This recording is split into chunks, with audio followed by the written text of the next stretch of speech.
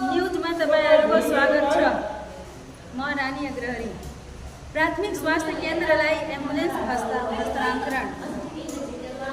Dhankuta Sony किडी नगरपालिकाले प्राथमिक स्वास्थ्य केन्द्र डाडालाई एम्बुलेन्स हस्तान्तरण गरेको छ।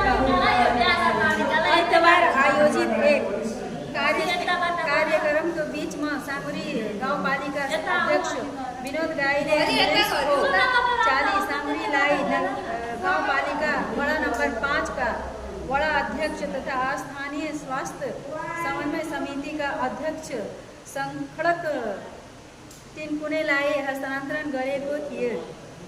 हस्तान्तरण कार्यालय साँगुरीलाई अध्यक्ष सहिले गाउँपालिकालाई नागरिकलाई उपचारका लागि स्वास्थ्य संस्थासम्म आइपुग्न सहज होस् भन्ने उद्देश्य एम्बुलेन्स खरिद गरी प्रदान गरिएको बताए। उनका अनुसार एम्बुलेन्स नहुँदा बिरामीलाई उपचारका लागि स्वास्थ्य संस्था आइपुग्न कठिन थियो।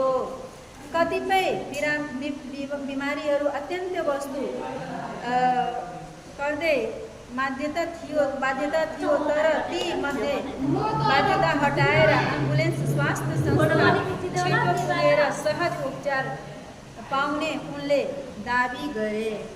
धन्यवाद। ल मेरो त आँखाले देखिएन त यो। तपाईको सक्यो।